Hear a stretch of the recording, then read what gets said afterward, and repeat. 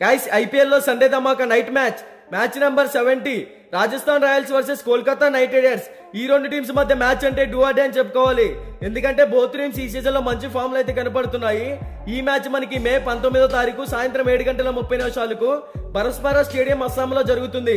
బరస్పారా stadium pitch reports గురించి మాట్లాడుకుంటే ఈ పిచ్ అనేది బౌలింగ్ కి ఫ్రెండ్లీ పిచ్, అలాగే చేజింగ్ చేసే టీం కి కూడా అనుకూలంగా ఉంటుంది. ఈ వెన్యూలో ఇప్పటి వరకు టోటల్ గా 3 మ్యాచెస్ మాత్రమే జరిగాయి. అందులో ఫస్ట్ బ్యాటింగ్ తీసుకున్న టీం 33% విన్ అయింది, సెకండ్ బ్యాటింగ్ తీసుకున్న టీం 67% విన్ అయింది. సో ఇక్కడ మనం అర్థం చేసుకోవచ్చు, టాస్ గెలిచిన టీం ముందుగా చేజింగ్ చేస్తేనే విన్ అయ్యే ఛాన్సెస్ క్రియేట్ చేసుకోవచ్చు.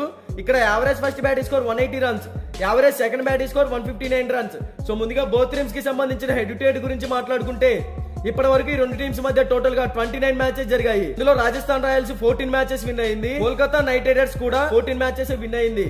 So head to head records లో బోత్ టీమ్స్ ఈక్వల్ ఫ్యాక్టర్ లోనే ఉన్నాయి. ఇక బోత్ టీమ్స్ గురించి మాట్లాడుకుంటే రాజస్థాన్ రాయల్స్ ఓపెనర్స్ గా యశస్వి జైస్వాల్, టామ్ కేలర్ వీళ్ళిద్దరు కూడా ఎక్స్ట్రాడనరీ హిట్టర్సే.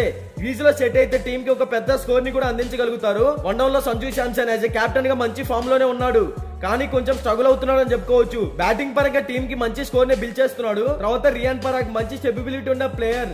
టీమ్ కి ఇతను కూడా ప్రతి మ్యాచ్ లో 100% ఎఫర్ట్స్ పెడుతూ పెద్ద స్కోర్ ని అందించగలుగుతున్నాడు. ఇక మిడిల్ ఓవర్స్ లో చూసుకుంటే Dhruv, Ravichandran Ashwin, Rovman Powell, Donovan Ferreira ఈ టీం మిడిల్ ఓవర్స్ లో కూడా స్ట్రాంగ్ గానే ఉంది.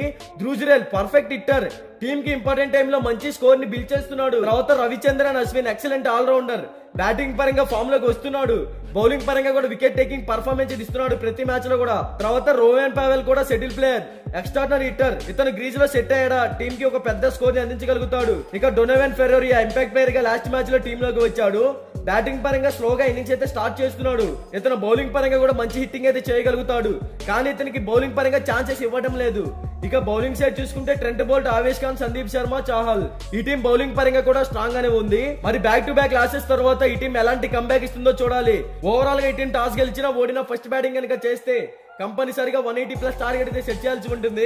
అప్పుడే ఈ టీం విన్ అయ్యే ఛాన్సెస్ క్రియేట్ చేసుకోవచ్చు. ఇక కోల్కతా నైట్ రైడర్స్ గురించి మాట్లాడుకుంటే ఓపెనర్స్ గా పీర్ సాల్ట్, సునీల్ నరైనా వీళ్ళిద్దరు కూడా ఎక్స్ట్రాడనరీ ఓపెనర్స్. మంచి ఇన్నింగ్స్ అయితే ఆడుతున్నారు టీమ్ కి. పవర్ ప్లే లో ఒక పెద్ద స్కోర్ ని కూడా టీమ్ కి అందించగలుగుతారు.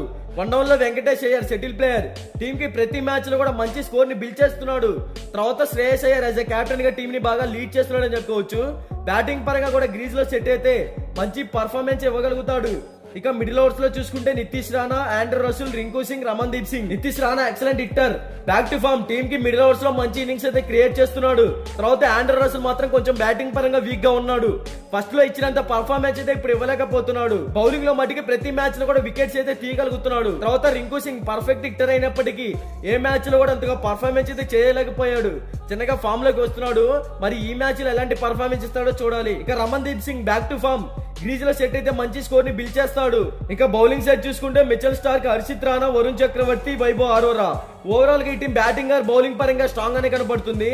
ఈ రెండు టీమ్స్ మధ్య మ్యాచ్ అంటే చాలా ఇంట్రెస్టింగ్ అయితే ఉండబోతుంది. Both teams batting or bowling side చూసుకుంటే బోత్ టీమ్స్ స్ట్రాంగ్ గానే ఉన్నాయి, కానీ ఈ మ్యాచ్ లో రాజస్థాన్ రాయల్స్ కంబ్యాక్ ఇచ్చి విన్ అయ్యే ఛాన్సెస్ క్రియేట్ చేసుకోవచ్చు అనేది నా ఒపీనియన్. బట్ ఇది 100% విన్ రిపోర్ట్ అయితే కాదు. మీకు 100% విన్ రిపోర్ట్ కావాలి అంటే డిస్క్రిప్షన్ లో మన టెలిగ్రామ్ ఛానల్ లింక్ అయితే ఉంది, ఒకసారి వెళ్ళి జాయిన్ అవ్వండి. ఇక బోత్ టీమ్స్ కి సంబంధించిన ఎక్స్పెక్టెడ్ ప్లేయింగ్ 11 డిస్ప్లే మీద రన్ అవుతుంది, ఒకసారి చెక్ చేయండి.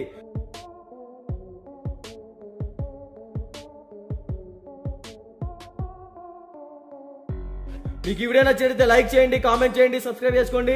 అలాగే ప్రక్కనే ఉన్న గంట సింబల్ యాక్టివేట్ చేసుకోండి. Thank you for watching.